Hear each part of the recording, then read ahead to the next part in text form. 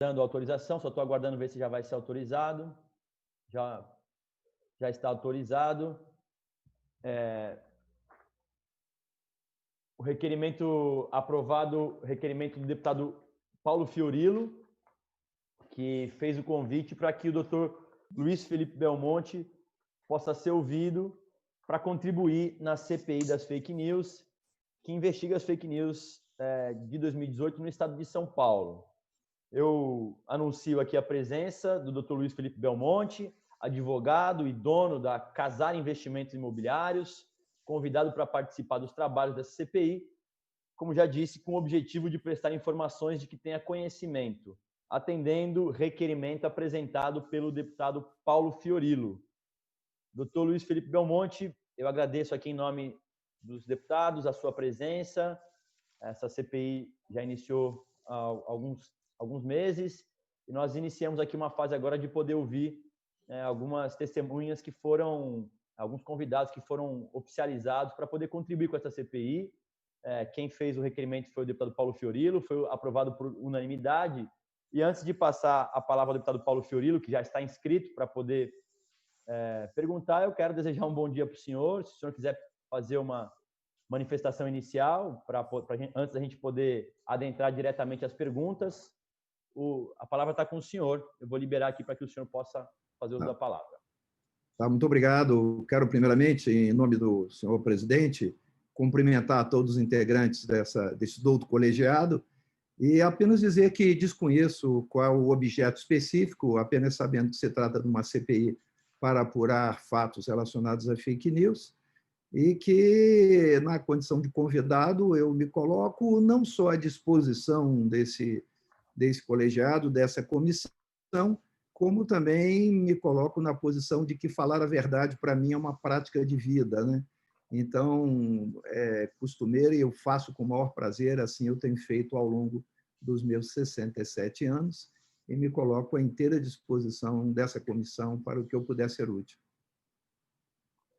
Eu agradeço, doutor Luiz Felipe Belmonte, e quero, então, desta forma, orientar os colegas deputados e deputadas que nós vamos abrir, através do chat do Zoom aqui, a lista de inscrições. Já peço que possam colocar o deputado Paulo Fiorilo, autor do requerimento, como primeiro a se manifestar. Doutor Luiz Felipe, como é que nós estamos trabalhando aqui? São 15 minutos por parlamentar entre perguntas e respostas. Então, o deputado pergunta e na sequência o senhor responde, depois volta para a pergunta dele dentro de 15 minutos. E se nós tivermos um tempo de sobra, os deputados podem se reinscrever novamente, mas a dinâmica que nós criamos é assim, para não ficar muita pergunta acumulada e depois as respostas ficarem evasivas. Então, eu vou passar a palavra dessa forma aqui ao deputado Paulo Fiorilo. Só um pedido, presidente. Só um pedido. Eu gostaria apenas de saber o partido político de cada deputado, se o senhor puder me informar cada um, por favor. Eu posso informar sim, deputado. Isso inclusive, está no requerimento que eu pedi para que encaminhasse para a sua assessoria, mas eu, sem problema, acho que posso fazê-la. Não tive acesso. A deputada Janaína Pascoal, do PSL, deputada Mônica Seixas, do PSOL, a cada um deputado ficou Paulo perguntando Fiorilo, do só. PT, deputada Carla Morano, do PSDB, e este deputado do PSB. Eu não consegui ouvir o senhor, deputado. Doutor Luiz Felipe. Não, eu estou pedindo só daquele que for fazer a pergunta, só para eu anotar aqui. Sem problemas, não, o próprio parlamentar, se ele achar... Nos apresentarmos. Espera só, vamos só, deixa eu só pedir aqui. O documento, doutor Luiz Felipe, eu vou encaminhar novamente para a sua assessoria uma cópia, encaminhando aqui os partidos de cada parlamentar. Se o parlamentar quiser fazer isso, aí o senhor vai só acompanhar aqui pelo nome, está aqui escrito o partido de cada um. Muito obrigado. Eu vou já pedir que me façam, já vou pedir aqui só. Eu vou reencaminhar e vou já aqui anunciar também a presença do deputado Edmir Chedi, que está conosco também. Muito obrigado, bom, presidente. Para poder dar sequência aqui, eu passo a palavra, então, ao deputado Paulo Fiorilo, e, pelo tempo regimental, inicia aqui as perguntas. Eu desejo uma ótima reunião a todos. Muito obrigado.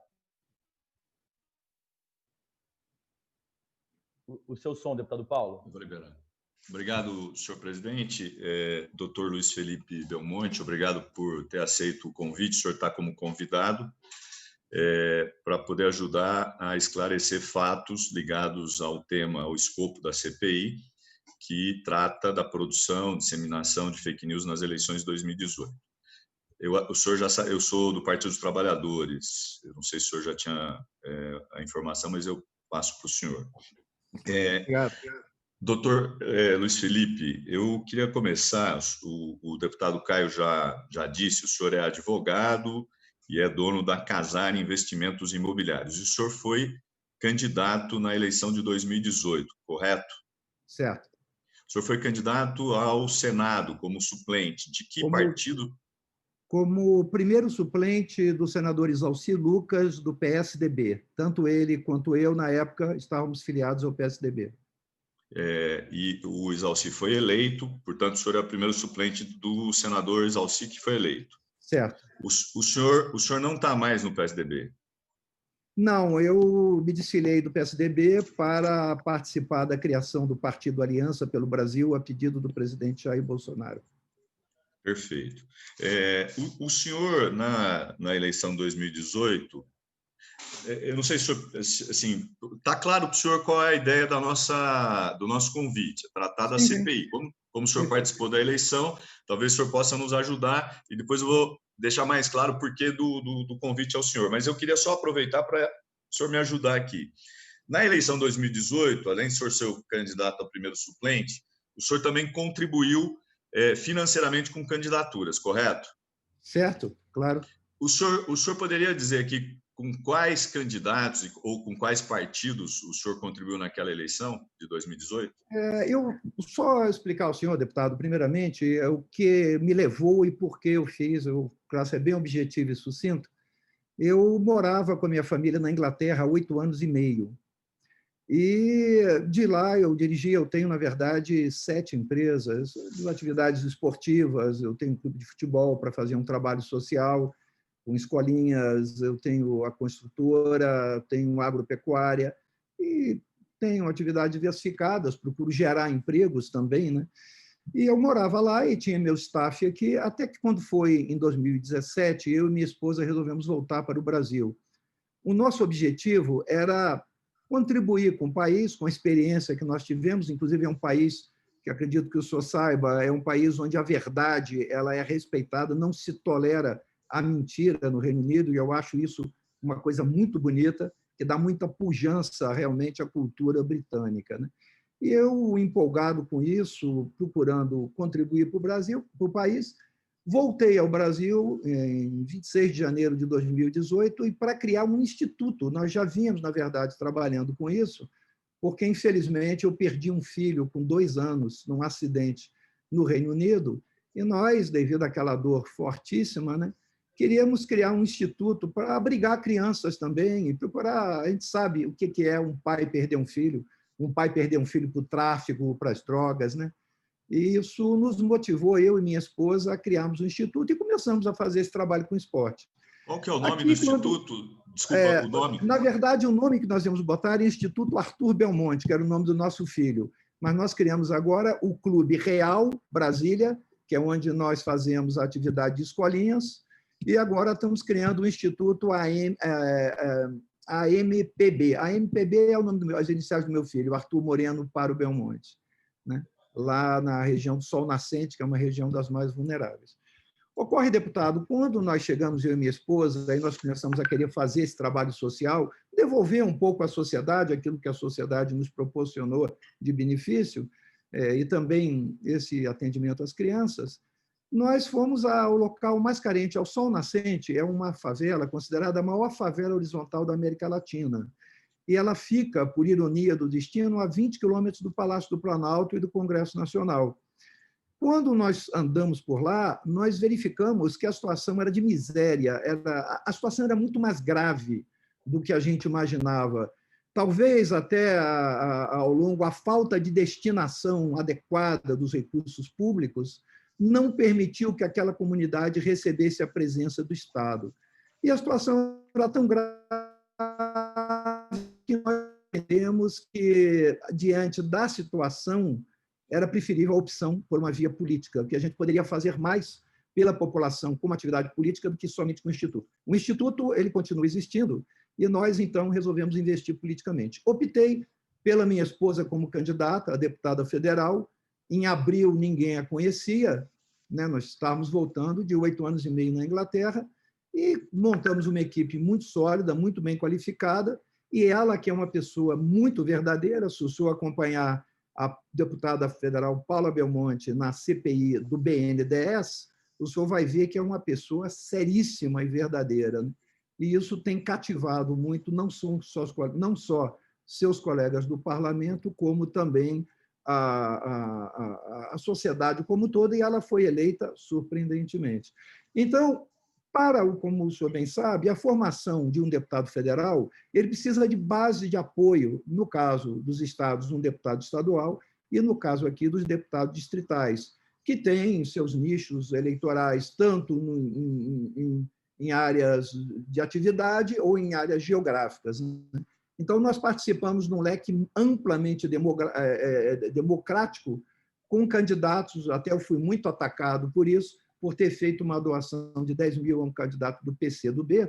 Ainda hoje, volta e meia, me atacam aqui, a ala bolsonariana, como também a partir dos diversos espectros. Nós conseguimos ver eleitos 8 deputados, de alguns que nós, distritais, daqueles que nós apoiamos, o senador Isalci e a minha esposa, a deputada Paula Belmonte, foram eleitos. Mas houve um espectro de aproximadamente 30, 40 deputados que nós contribuímos. Eu vou ajudar o senhor. O senhor contribuiu para 34 candidatos, inclusive para um partido, 33 candidatos e um partido.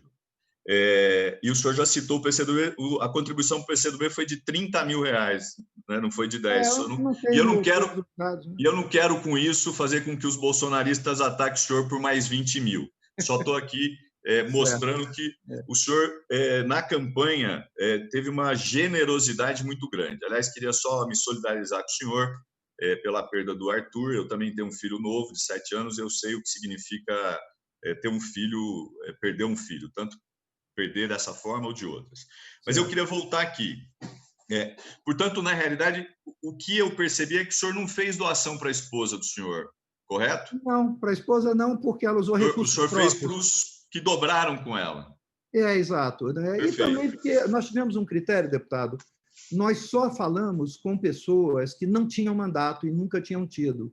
E fizemos entrevista com todos eles, e só com aqueles que se comprometiam com a causa da moralidade pública que nós apoiamos. Entende? Agora, eu não tenho os dados exatos, só me desculpe, porque isso foi a equipe que preparou, eu apenas liberava. Não, o senhor não precisa ter os dados exatos, é minha obrigação tê-los. Talvez o senhor tenha sido atacado também porque para o PSL o senhor só deu 20 mil e para o PCdoB o senhor deu 30. Mas vamos lá, as minhas perguntas agora. Certo. Um dos motivos para convidá-lo tem muito a ver com o inquérito do Supremo Tribunal Federal, que o ministro Alexandre de Moraes afirma que surgiram indícios de que há uma rede de empresários que financiam a produção e disseminação de conteúdo falso para as redes sociais. Eu queria ouvir o senhor sobre isso. Primeiro, se o senhor poderia falar sobre esse inquérito no Supremo. Por que o senhor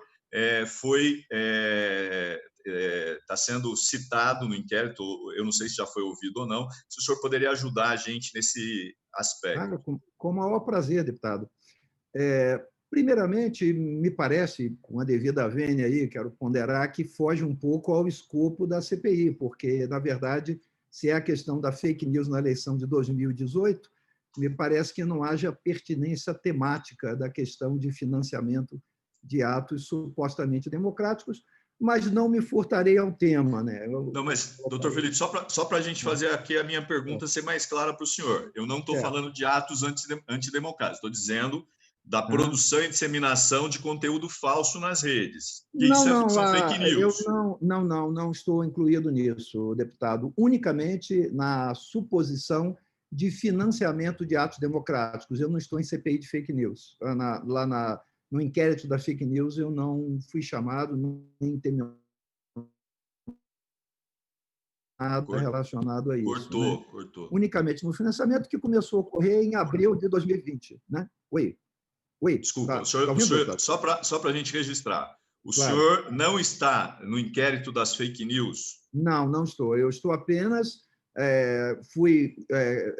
teve uma busca e apreensão na minha casa e quebra de sigilo relacionada a financiamento de atos democráticos. O que me surpreendeu, eu também não tenho nenhum problema em manifestar contra isso, pelo contrário, eu acho até uma oportunidade de esclarecimento, inclusive lhe agradeço pela oportunidade, deputado.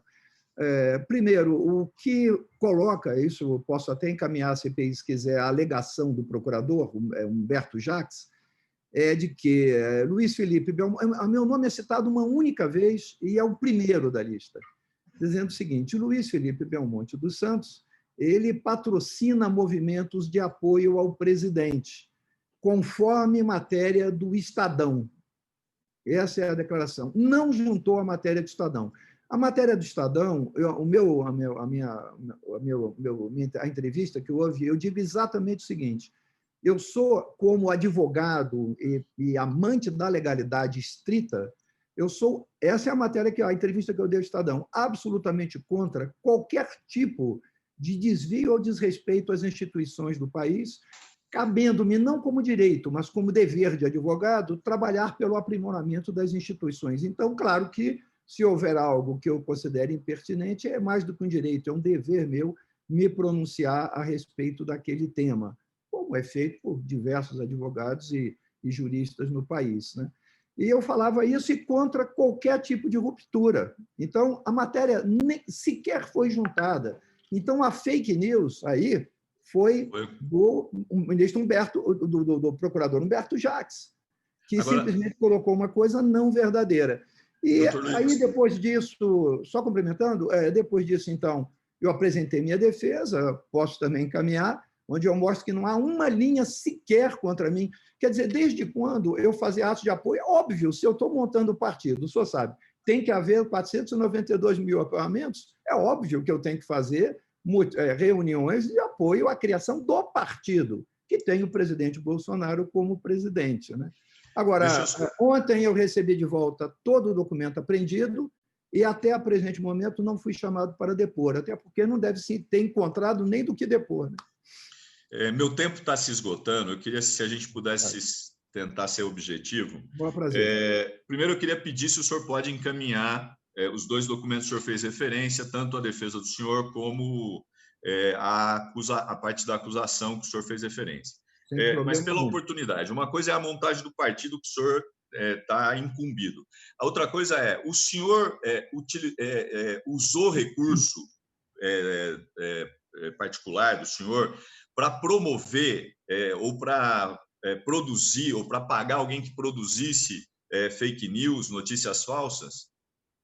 Nunca fiz isso na minha vida, deputado. Isso não é do meu costume. Se o senhor puder acompanhar, até eu lhe autorizo a vasculhar minha vida ao longo de 67 anos, eu sempre procurei ser uma pessoa verdadeira e continuo sendo.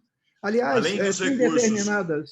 Não, nunca dei recurso nenhum para isso. Não. Além dos recursos que o senhor fez referência para o partido, o senhor também disponibilizou recurso para atos em Brasília, em Goiânia, sei lá, no Rio de Janeiro? Nunca fiz, deputado. Primeiro, porque tem determinadas instituições que falam que notícias falsas contra determinadas instituições.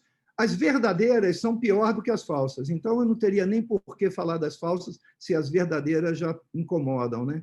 E, além do mais, atos antidemocráticos, primeiro, você tem 15 mil pessoas e aparece 4 defendendo bandeiras contrárias, é diferente de tempos anteriores, onde nós tínhamos gente que invadia, queimava ministério, quebrava Itamaraty, e era considerado manifestação livre de expressão. Então, nem teve o ato antidemocrático, e menos ainda o financiamento, até porque, em defesa do presidente Bolsonaro, as pessoas vão de graça. Né? Então, não tem por que financiar. O senhor tem conhecimento de empresários que se compuseram para ajudar no financiamento de atos ou até na produção de fake news, já que nós estamos tratando de 2 assuntos? De fake news, nem tive qualquer tipo de contato. E quanto são citados alguns empresários nesse inquérito, né? O senhor vai ter oportunidade de ver, né? E de todos os empresários citados, eu não conheço nenhum. Aliás, eu não conheço nenhum dos outros citados. E todos aqueles que vão à polícia depor, a primeira pergunta é se conhece o Luiz Felipe Belmonte. Nenhum me conhece. Eu trabalho tecnicamente em defesa dos interesses do meu país, unicamente. Desculpa, o senhor disse que o senhor não conhece nenhum dos empresários citados. Nenhum daqueles que estão citados eu não conheço. Isso, dos citados. Mas só pela oportunidade, nenhum deles se filiou ao partido do presidente? Não, desses até porque empresários citados? Ainda não há nem filiação, né, deputado? Não, é só um apoiamento, por enquanto. Isso, então eu vou fazer a pergunta. Nenhum deles assinou a ficha de apoiamento? Só o Sérgio Lima, que é publicitário, inclusive que trabalha com marketing. A única pessoa que eu conheço de todos os relacionados é ele. Então vamos só refazer para o senhor não incorrer numa resposta equivocada. Dos empresários citados, o senhor conhece algum? Só o Sérgio Lima. Então melhorou, porque o senhor disse que o senhor não conhecia nenhum. Não, então o senhor conhece o Sérgio Lima. E o Sérgio Lima, quando for depois, disse que conhece o senhor. Ah, não, isso aí sim. O Sérgio eu conheço. Eu digo empresários desses que dão dinheiro, né? O Sérgio Lima não participou, ele presta serviço apenas. Ele não dá dinheiro? Não, que eu saiba, ele só presta serviço de marketing, né? Cuida da publicidade da criação do partido. O senhor citou o Estadão, eu queria citar a Folha de São Paulo de 2018. Denunciou-se a contratação de agências por empresários para espalhar mensagens falsas contra partidos, contra candidatos nas eleições de 2018 do WhatsApp. O senhor tem conhecimento disso? Ouviu falar? Leu a Folha, o Estadão? Eu tenho notícias no noticiário. Isso foi amplamente divulgado, né, deputado? Eu tenho notícia, mas só de noticiário jornalístico ou de redes sociais e coisa do gênero. Então, uma última questão, porque o meu tempo já estourou, eu vou passar para os outros. Eu queria perguntar para o senhor se o senhor tem alguma outra informação a acrescentar sobre essa questão do objeto da CPI com relação a fake news. O senhor disse que os empresários citados, o senhor conhece um que é publicitário, o senhor disse que o senhor não participa, não pagou, não doou para essas questões aí de produção, disseminação, e o único recurso que o senhor tem utilizado é recurso para a montagem do partido do presidente, é isso? Exatamente. O senhor tem mais alguma coisa que pode acrescentar para a CPI? A única coisa que eu tenho a acrescentar, deputado, é que eu louvo a iniciativa e acho que realmente deve ser apurado todas as fake news havidas no país, porque isso é um absurdo. E eu defendo o princípio que eu aprendi na Inglaterra, a verdade. Vamos trabalhar pela verdade e combater qualquer tipo de mentira. Quanto a isso, o senhor terá aqui um aliado. Perfeito. Queria só reafirmar, então, senhor presidente, a possibilidade do doutor Luiz Felipe encaminhar os dois documentos que ele fez referência. Eu vou também fazer por escrito, mas já deixo aqui o meu pedido. Muito obrigado. Ok, deputado. Só me informar a quem deve encaminhar, eu farei hoje ainda. A presidência da CPI, daí a assessoria deve entrar em contato com o senhor. Mesmo assim, claro, eu vou deixar o requerimento registrado na próxima reunião. Tá certo. Eu só um detalhe, só que eu preciso certificar, que eu me lembrei agora, deputado, é porque como esse processo está em sigilo, eu preciso saber do meu advogado se eu tenho autorização para encaminhar, tá? Eu acho que sim, porque até ele já vazou para a imprensa, eu acho que não teria problema, mas apenas essa ressalva que eu vou verificar com ele. Quanto à minha defesa, não, porque a defesa é minha, eu mando para onde eu quiser, né? Mas o do procurador eu preciso verificar com o meu advogado se isso já está em domínio público para poder encaminhar, mas eu farei com o maior prazer. Só para não ter problema, talvez a gente pudesse fazer a solicitação com o sigilo, porque nós pedimos também o processo, ótimo. E aí claro, a gente mantém as respostas e as informações sobre o sigilo caso, da CPI. Perfeito. No caso da CPI é tranquilo, porque ela pode manter a informação. Exatamente. Muito obrigado, senhor presidente. Ótimo. Muito obrigado, doutor Luiz Obrigado, Felipe. deputado Paulo Fiorilo. Obrigado, deputado. Dando sequência à lista de inscritos, deputado Sargento Neri, que é o relator da CPI. Deputado Neri, Vossa Excelência está com a palavra por 15 minutos. Bom dia a todos os deputados. O seu vídeo, deputado Neri. Aí, agora sim. Agora foi, né? Desculpa aí, presidente. Tecnologia ainda é uma novidade. Bom dia a todos os deputados. Bom dia, doutor Luiz Felipe Belmonte. Doutor, eu acompanhei um pouco e eu acho que isso acabou lhe trazendo alguns problemas e até algumas acusações sobre fake news que eu vejo pela sua fala que pode ser até inverídicas, né? Mas o senhor, há um tempo atrás, criticou o STF, né? Que nem o presidente, nem o STF, o ministro do STF, está acima da lei. E por isso existe, né, o controle do Senado para que coíba os excessos. E também criticou o ministro Alexandre de Moraes por ter interferido num trabalho do Executivo, que era a nomeação de um funcionário, se não me engano, na Polícia Federal. Isso aconteceu mesmo? O senhor fez essas críticas? Fiz isso, eu só permiti, posso dizer em qual contexto, de forma muito breve, em qual contexto cada uma aconteceu. Eu só anotar, por favor, deputado, o senhor pode me informar só o partido do senhor? Eu sou do Avante. Avante. Isso. Partido do meu grande amigo Paco Brito. Deputado, o primeiro que aconteceu com relação ao não foi propriamente uma crítica, eu tive apenas lembrando, e aqui nós temos presentes alguns juristas eminentes nessa comissão, que certamente têm conhecimento do que eu vou informar. Há uma jurisprudência secular do Supremo Tribunal Federal de que mérito administrativo, critérios de conveniência e oportunidade, são imunes à apreciação judicial.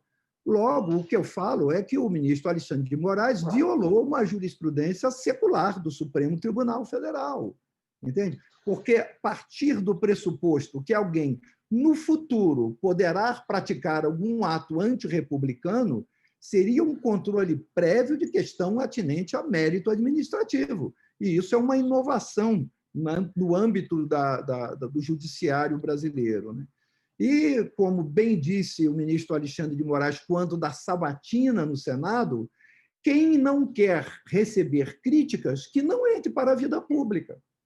Entende? Então, eu acho que, como eu disse anteriormente, é não só um direito do advogado, mas um dever de qualquer um que elabora com a área jurídica apontar situações como essa. Quanto à questão do ministro Celso de Mello, veja, o que eu coloquei foi o seguinte: o ministro Celso de Mello vazou, inclusive, num grupo interno do Supremo, que ele comparava o presidente Bolsonaro a Hitler, né? E, mesmo assim, que diante da evidência de suspeição dele, ainda assim se manteve dentro do processo, né? Então, o que eu disse é o seguinte, eu falei numa entrevista, disse muito bem e continuo dizendo, eu não falei não, eu estou falando. Graças a Deus, eu afirmo minhas palavras e é uma das que eu mais prezo, que é o maior patrimônio que a gente tem na vida, é a nossa palavra e a nossa honra, né? Eu disse e continuo dizendo, disse o ministro Celso de Mello, nenhuma autoridade da República, por mais alta que seja, nem mesmo o presidente da República está acima da lei. E digo eu, nem o presidente da República e nem ministro do Supremo Tribunal Federal. Não tem ninguém acima da lei. Quando a gente vê determinados procedimentos que a gente não encontra eco na Constituição Federal, que é cujo guardião maior deve ser o Supremo, é um direito de qualquer cidadão, dentro do princípio de liberdade e respeito e legalidade, se pronunciar a respeito do tema. Então, o que eu aleguei exatamente, apenas lembrando que todos têm controle numa república, inclusive o ministro do Supremo, por intermédio do Senado Federal. Doutor Luiz, eu fiz essa pergunta para o senhor porque eu venho falando na CPI e nós temos que ter muita cautela, porque o direito de expressão é uma coisa maravilhosa e nós precisamos preservá-lo em nosso país. E eu vejo que nesse ano que passou, 2019 e 2020, a população de bem, aquela que sempre trabalhou, levantou 6 horas da manhã, começou a levantar a bandeira e ter a liberdade de falar. Então, entre a liberdade de falar e soltar uma mensagem falsa, nós precisamos preservar muito e ter cautela com a liberdade de expressão.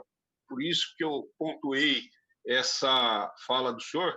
E parabenizo por essa fala, porque eu acredito, como manipulador do direito também, acredito e também concordo com o senhor nesse ponto. Eu ouvi o senhor falando sobre o patrocínio em apoio ao presidente. Eu não vejo nada demais, porque a minha vida inteira na caserna como sargento da Polícia Militar, eu vi patrocínio da MST, eu vi patrocínio de vários partidos, né, de esquerda, de centro, eu vi patrocínio de várias linhas políticas. E hoje tem um patrocínio da direita. Eu acho que é a balança da democracia, se a esquerda pode patrocinar, a direita também. Alguém, se há um evento democrático, alguém tem que servir o lanche e o refrigerante. Seja a coxinha um pouco mortadela, não interessa. O patrocínio é o mesmo. Né? Então, o senhor disse também, há pouco, que o senhor foi citado uma vez na CPI da fake news. E eu gostaria que o senhor, como jurista e como apoiador do presidente, e também esse momento novo que nós vivemos na política, que eu estou com 50 anos de idade, eu conheci, quando eu tinha 14, 15 anos, esse cenário, e depois, é claro, se mudou a direção política no nosso país. O que o senhor vê nessa questão do fake news? É uma imposição para enfraquecer um lado, porque todos usam essa ferramenta e sempre utilizaram, mas nunca veio à tona, até a direita entrar no governo. É uma ferramenta para enfraquecer um lado político ou não? Deputado, eu louvo muito sua manifestação e, primeiro, eu não fui citado nenhuma vez em CPI nem no inquérito da fake news. Eu sou apenas na questão do suposto financiamento de atos antidemocráticos. É o que eu falo, olha, se você olhar, Jesus teve 12 apóstolos, né? Jesus, né? Com todo o seu poder. Um o traiu, o outro negou. Nem Jesus controlou 12. Se nós temos 15 mil numa manifestação e 3 ou 4 levantam uma bandeira contrária a posicionamentos republicanos, nem por isso os atos estarão contaminados, até porque não se sabe nem se são infiltrados dentro do processo. O que eu vejo lá são pessoas ordeiras, famílias de verde e amarelo, que vão espontaneamente e gastam o dinheiro próprio, porque o senhor falou muito bem, financiar apoiamento a alguém, isso não tem nenhuma regularidade. Se eu tivesse feito alguma coisa em favor do presidente, eu faria com toda a tranquilidade dentro da legalidade. Diferentemente de usar recursos públicos para financiamento de atos espúrios ou até para atendimento a interesses em outros países, né, deixando de atender a infraestrutura nacional, como nós tivemos casos. E eu aconselho, a minha esposa, uma das que relatou, inclusive, na CPI do BNDES, 8.000 páginas, feita junto com 8 delegados da Polícia Federal, e ali aquele relatório, eu recomendo a leitura, ele é amplamente elucidativo do que é o mau uso do dinheiro público. E mais do que isso, quanto à fake news, olha, nós assistimos há longo tempo os grupos e os partidos de esquerda atacando violentamente dentro daquele princípio recomendado por Lenin, acuse-os do que você faz. Quer dizer, quanta coisa foi jogada em cima das pessoas, né? Então, se é para apurar fake news, eu sou inteiramente de acordo, completamente, mas de forma ampla, geral e verdadeira. Eu não me pauto por lados, deputado, eu me pauto por princípios. E princípios e valores não têm lados. Se tem gente na esquerda honrada, eu tenho grandes amigos na esquerda, e são pessoas que eu estou do lado e me trato muito bem, tenho um ótimo relacionamento, e tem pessoas da direita honradas, muito bem. Em qualquer lado você pode encontrar pessoas que não sejam adequadas. Nem por isso se deve haver uma generalização, que tal lado está errado ou tal lado está certo. Eu defendo o seguinte, todo aquele que preza por valores morais e princípios éticos, seja qual a ideologia que ele professe, tanto de Estado máximo ou Estado mínimo, até porque eu acho esquerda e direita conceitos muito impróprios e muito insuficientes para definir a nossa posição. Nós teríamos que a Revolução Francesa, passar pela formulação de Engels, entendeu como Marx e Lenin adotaram e como ela veio para a cortina de ferro, União Soviética. Então, eu acho impreciso. Mas aqueles que defendem um Estado máximo ou Estado mínimo, desde que pessoas honradas e com princípios éticos merecem todo o nosso respeito. Doutor, para finalizar, né, o senhor falou de princípios, eu acho uma coisa importante, e eu admiro muito o Estado de São Paulo, que eu li uma notícia hoje que foi aceito lá o impeachment do Whitson no Rio de Janeiro, já teve algumas pessoas presas. Nós fizemos um trabalho aqui, fizemos várias denúncias no Ministério Público, em São Paulo não acontece nada. Eu não sei o que acontece em São Paulo, que ninguém vai preso, ninguém apura nada, e tem irregularidades em muitos contratos. Então, voltando a essa palavra tão importante, seja no dia a dia, na política, na vida pessoal, que é os princípios, continue financiando a boa política. Parabéns, um bom dia, presidente. Eu encerrei. Muito obrigado, deputado. Obrigado, deputado Nery. Eu antes de passar a palavra à deputada Mônica, só quero insistir aqui porque nós estamos tendo um problema de sinal, tanto no YouTube quanto na TV Alesp. Eu não sei se a equipe pode me dar uma informação, mas tem várias assessorias aqui reclamando em relação ao link ao vivo da TV Alesp e do próprio YouTube. Se o pessoal puder me dar um feedback, uma informação a esse respeito, porque vai e volta toda hora, que eu estou acompanhando pelo YouTube, na TV Alesp já não estava mais no ar. Mas eu vou dar sequência para a gente não perder tempo aqui também. Está inscrita a deputada Mônica Seixas, pelo tempo regimental de 15 minutos. Deputada Mônica. Bom dia, presidente. Bom dia, doutor Belmonte. Primeiro, Caio. É bastante complexo quando cai a transmissão assim, porque a assessoria não consegue acompanhar junto com a gente. Para mim, especificamente, que faço parte de um mandato coletivo, o resto do meu time não consegue estar aqui comigo se a gente não está online. Então, o pessoal está reclamando bastante. É importante que a gente certifique que estejamos. Estamos agora? Tem um delay, mas está online ainda, deputada Mônica. Excelência quer suspender por 2 minutos para aguardar alguma coisa, tentar ver se está funcionando aqui agora. Tem informação que está funcionando no YouTube, sim, deputada Mônica. Se quiser confirmar com a sua assessoria ou com o pessoal do mandato coletivo, mas para mim aqui já está ok. Imagino que da mesma forma, se quiser confirmar. Presidente, na TV Alesp também está ao vivo. A TV Alesp está ao vivo também, deputada Mônica. Então Voltou, vamos na sequência. Voltou. Muito obrigada, presidente. Vamos lá. Bom dia, doutor Belmonte. Muito obrigada. Eu sou a Mônica Seixas, faço parte de um mandato coletivo chamado Mandata Ativista e sou do PSOL.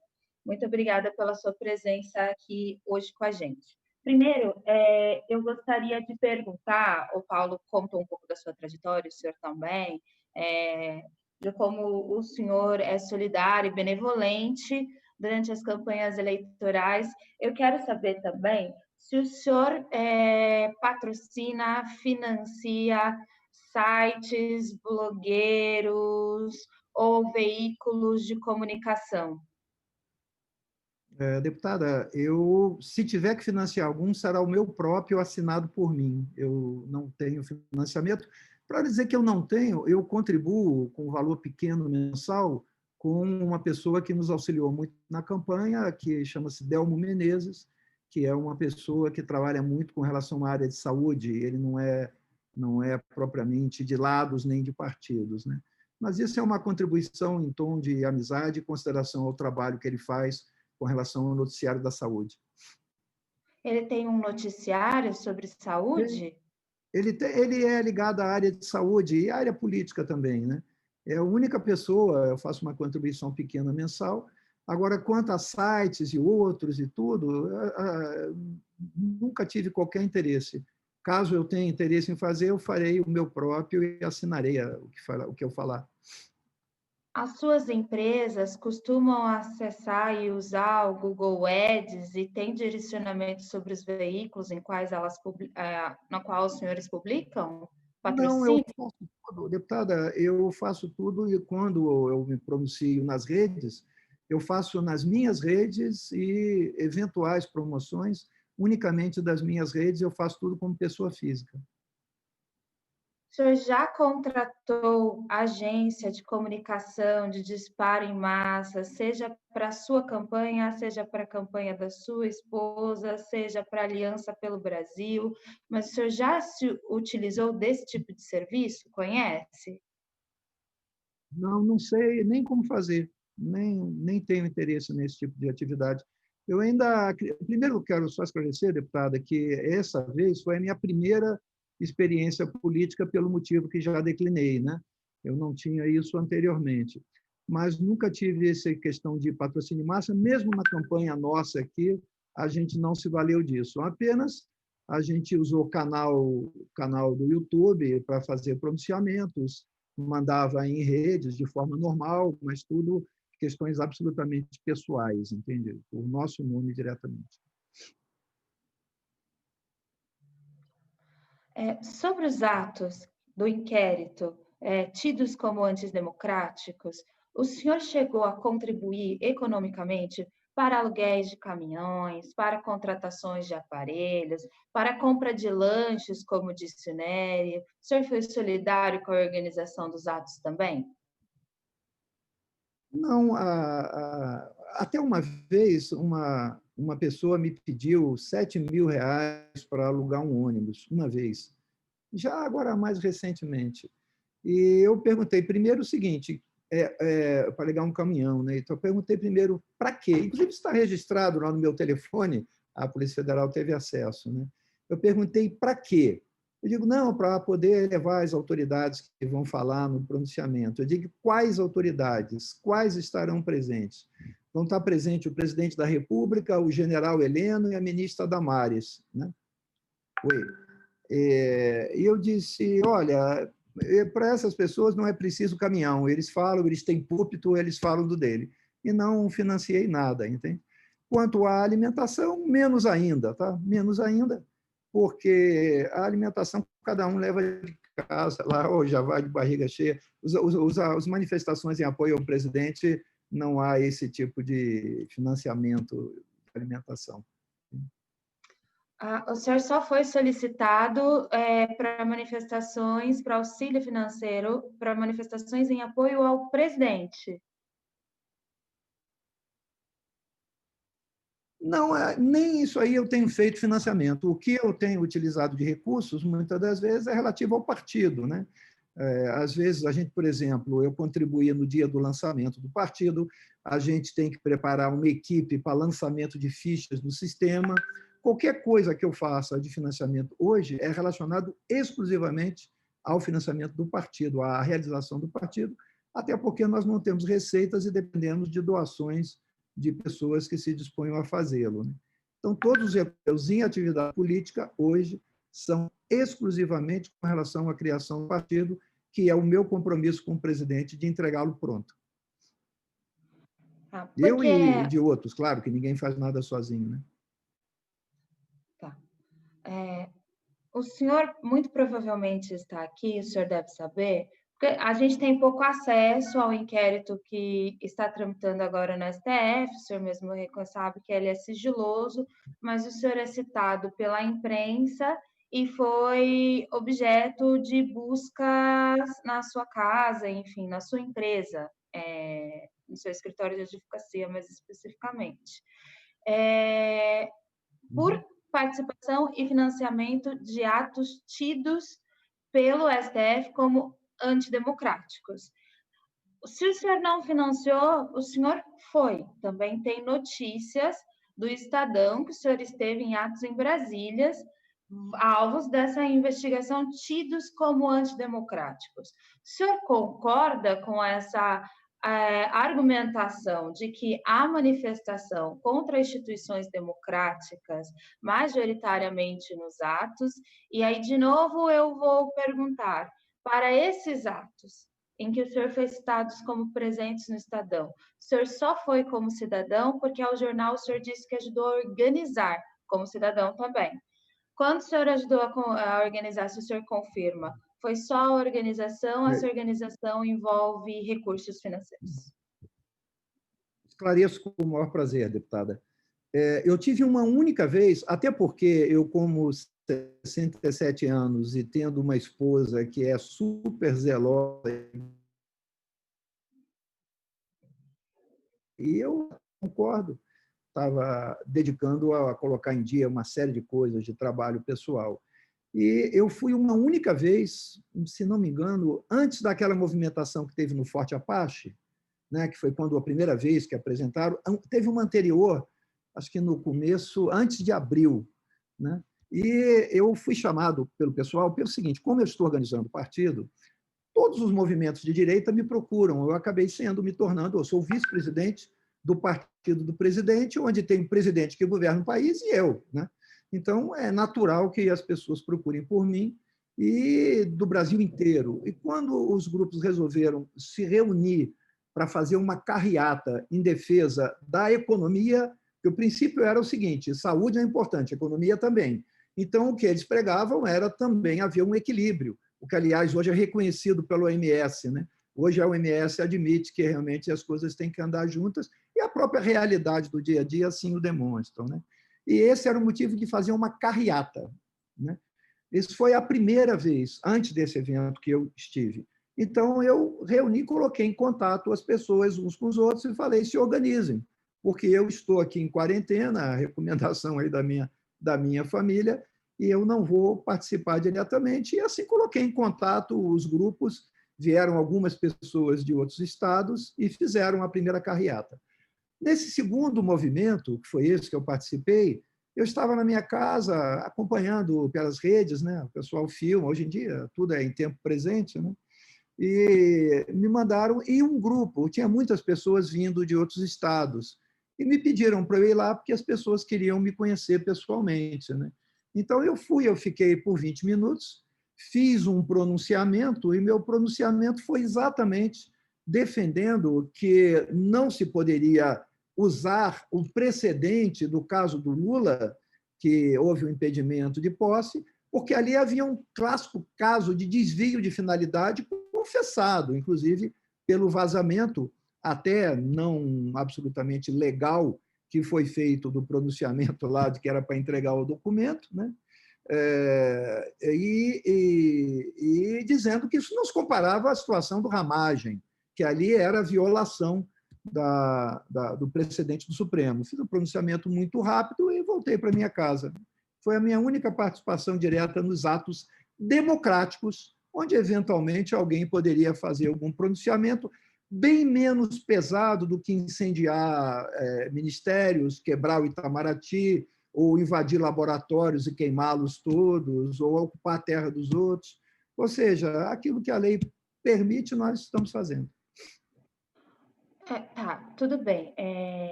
Mas duas questões. Existe um acampamento em terra pública bolsonarista em frente da Lespe há mais de 6 meses, por exemplo. Então, a questão sobre o movimento XYZ, que ocupa terras e criminalização, acho que vale a gente discutir também esse acampamento aqui, como é que o movimento e o partido. Mas não é um motivo da nossa arguição. Eu acho também que o senhor é advogado. E o senhor entende que crimes têm punições tipificadas para todas elas, não uma em detrimento da outra, né? Por exemplo, se a gente for... Eu posso, por exemplo, dizer que o senhor aparece nos noticiários também com outras acusações. Por exemplo, tentativa de corromper um juiz. Mas não é isso que está aqui. A gente está perguntando, nos atos democráticos e antidemocráticos, é comum a intervenção da polícia, principalmente em casos de destruição de patrimônio público e etc. Eu, como militante do movimento social, estou muito acostumada a ver a intervenção da polícia nas manifestações. A justiça intervindo nas manifestações também à direita, dizendo que há manifestações antidemocráticas. Isso é também um crime. Existiam faixas pelo fechamento do STF, que é diferente de uma manifestação de fora Bolsonaro. Existem faixas e gritos em pedido da intervenção militar, que é diferente de um grito de eu discordo de tudo isso que está aí. Ou fora ministro da Educação, ou defenda o SUS, ou reforma agrária. São manifestações diferentes. O senhor não pensa assim como eu? O senhor considera democrático pedir o fechamento do STF e intervenção militar? Deputada Mônica, eu primeiramente quero dizer o seguinte: houve uma acusação a meu respeito, depois de 8 anos de investigação, foi feita uma denúncia absolutamente sem pé nem cabeça em 2017, a denúncia não foi recebida, até pelo absurdo que encerrava. Graças a Deus tenho minha vida limpa e não tenho nenhum problema em que ela seja investigada. Quanto à questão de invasão de área pública ou ocupação, isso diz respeito às autoridades locais, que devem coibir qualquer acesso, né? E, costumeiramente, a gente vê a polícia em locais onde tem crime. Se tem polícia, é porque deve estar havendo algum crime, sem prejuízo de eventual excesso das forças policiais, o que também acontece, né? Agora, eu sou absolutamente contrário ao afastamento de qualquer instituição, eu já o disse, entende? Eu acho que, eventualmente, se há algum ministro que esteja praticando atos que não sejam adequados, o Senado deverá verificar, é o que prevê a Constituição. Se nós temos uma Constituição, é nela que estão as respostas para os nossos casos, né? Agora, o que me admira é que qualquer ataque ao legislativo é violentamente considerado um absurdo, um abuso, crime. Se for ao judiciário, também. Agora, se for o presidente, é normal. Pode-se chutar a cabeça, pode-se dizer que é genocida, pode atacar e agredir. Como a senhora bem disse, crime é crime, seja de que lado for. Então, eu defendo um tratamento igualitário para todas as situações, mas, acima de tudo, que é uma prática de vida minha, eu fui formado no Colégio Militar, eu tenho uma formação de respeito à lei, tudo dentro da legalidade.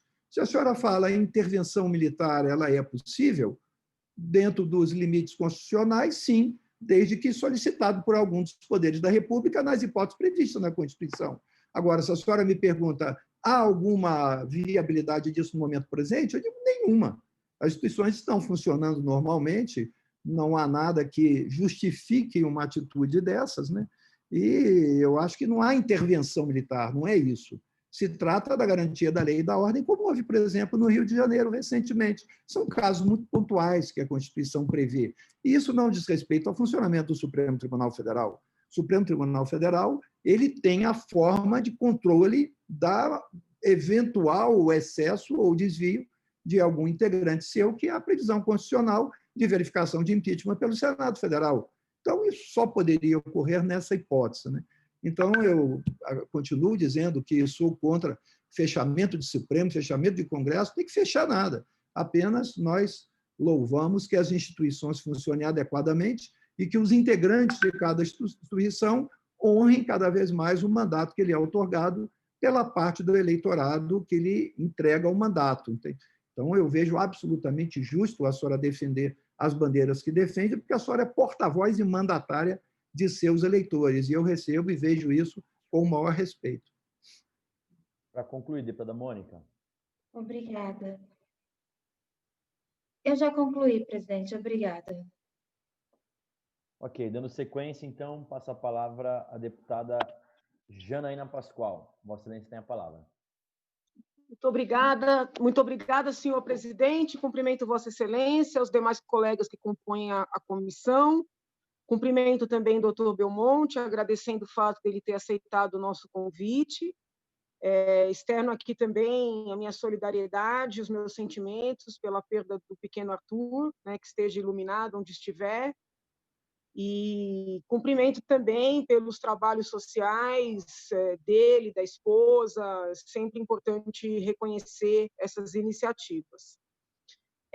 Queria registrar que sou uma crítica contundente das investigações do Supremo Tribunal Federal, tanto no que concerne ao inquérito das fake news, que eu entendo que foi instaurado para blindar investigações que estavam tramitando, inclusive com relação a movimentações financeiras de ministros do Supremo Tribunal Federal, e sou ainda mais crítica, muito embora sempre de maneira respeitosa, as investigações referentes aos assim chamados atos antidemocráticos, porque atos não violentos, ou seja, atos em que as pessoas levantam faixas, cartazes, nunca podem ser chamados de antidemocráticos. O que nós podemos ter são pautas antidemocráticas. E aí, avaliar se uma pauta é democrática ou antidemocrática tem muito a ver com a convicção pessoal de cada qual. Então, quando alguém, por exemplo, defende invadir propriedade alheia de maneira violenta, eu posso considerar essa pauta antidemocrática. Mas se essa defesa é feita por meio de cartazes, está dentro do jogo democrático. Quando alguém defende fechamento do Congresso, é um pedido antidemocrático? Sim, é um pedido antidemocrático. Mas se essa defesa é feita de maneira pacífica, por meio de uma passeata, está dentro também das regras do Estado Democrático de Direito, como o próprio Supremo Tribunal Federal declarou com relação à Marcha da Maconha e tantas outras. Isso aqui é só um registro, porque eu entendo, até para mostrar que essa CPI ela é plural, que é necessário estabelecer algumas premissas. Esta CPI, a princípio, doutor Belmonte, ela foi instaurada para apurar fake news nas eleições de 2018. Diferentemente dos meus colegas integrantes da mesma CPI, eu realmente não vejo casos assim flagrantes de fake news em 2018. Não vejo, acompanhei a eleição do presidente, não presenciei nada que pudesse sugerir esses tais disparos que os colegas dizem que ocorreram, mas nós estamos apurando, como a CPMI em Brasília está apurando, como o próprio Supremo, por meio desses procedimentos, está apurando. Agora, com relação a esta eleição, doutor, de 2020, eu entendo que houve, sim, uma grande fake news. E eu vou dividir com o senhor uma convicção, é uma convicção pessoal, poucas pessoas compartilham desse meu pensamento, e eu quero dizer ao senhor que não é nenhum tipo de acusação à sua pessoa. Tá? Eu sei que o senhor entrou nessa história depois, pelo menos até onde eu sei.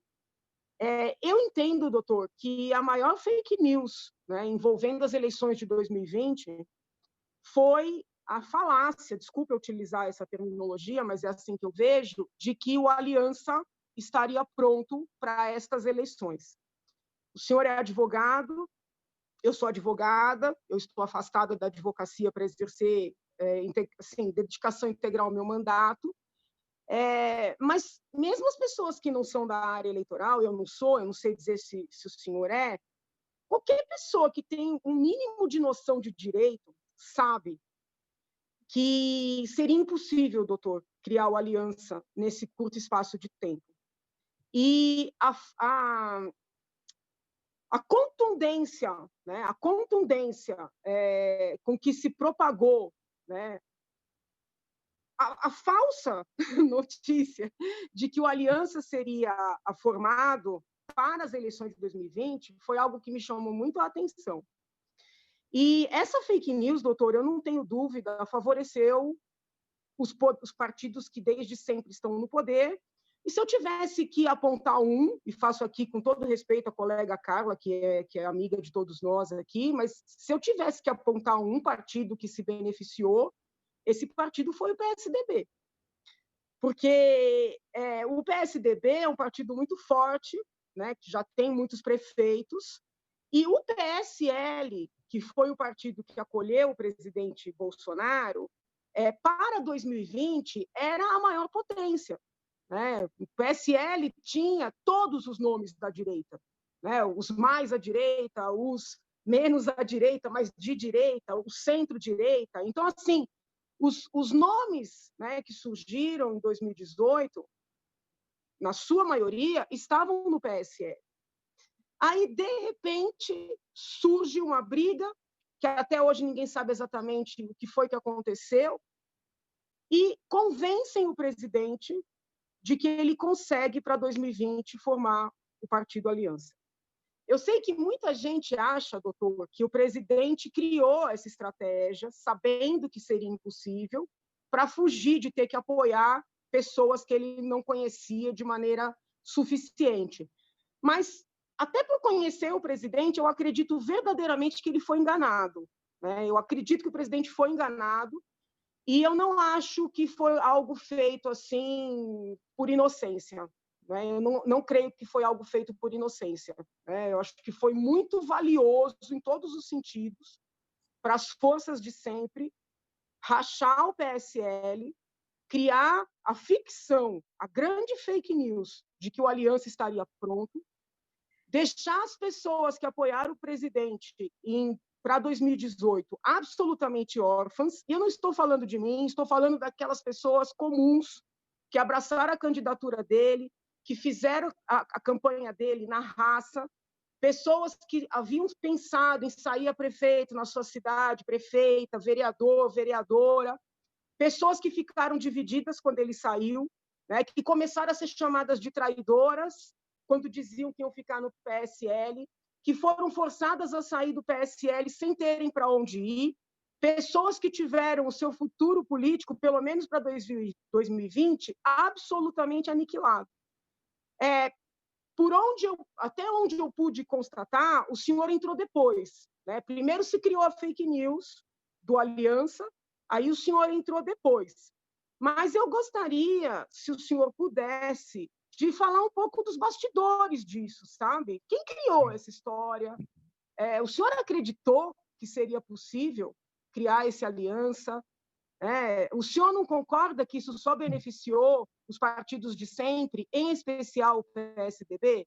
Essas seriam as minhas indagações ao senhor, agradecendo a participação. Obrigada, presidente. Deputada, primeiramente, quero dizer que eu me sinto muito honrado com suas palavras. Eu sou um admirador dos seus pronunciamentos, principalmente porque eu lhe vejo como uma pessoa correta, agindo por princípios. A senhora defende quando é justo e critica quando também encontra fundamentos, seja de quem for. E isso é absolutamente coincidente com o meu propósito. Eu acho que devemos defender o que é certo, seja de que lado vier. Então, eu e, inclusive, minha esposa também somos admiradores do seu pronunciamento, exatamente pela sua coerência com os princípios, que é também o nosso propósito. Queremos um Brasil melhor e respeitamos as pessoas de que lado sejam, mas queremos condutas corretas e honradas. Então, eu sou absolutamente afinado com os propósitos que Vossa Excelência defende e muito pertinentes às considerações feitas por Vossa Excelência relativamente a casos recentemente ocorridos no âmbito do Supremo Tribunal Federal, que são plenamente conhecidos da comunidade jurídica de todos aqueles que acompanham, e certamente coisas mais aflorarão ao tempo e modo próprio. Até porque todos nós, como amantes da verdade e contrários a fake news, queremos que fake news não sejam usadas ou possíveis inquéritos para deixar a falta de transparência e de verdade vir à tona para que conheçamos a realidade da vida pública brasileira. Quanto à questão do partido Aliança, na verdade, eu estou não desde o começo, eu estou desde antes do começo. Né? E não conheço as fontes que chegaram à senhora, mas eu posso lhe assegurar que, desde o princípio, nós tínhamos a absoluta convicção, inclusive o presidente, que esse partido não era para 2020. Isso, se alguém pronunciou, certamente não era um dos formuladores da proposta. O que houve foi, inicialmente, a situação do presidente, né? Encontrar dificuldades e incompatibilidades, não conheço a fundo o assunto, mas fui procurado, naturalmente, pelo grupo próximo, para buscar uma alternativa partidária para o presidente.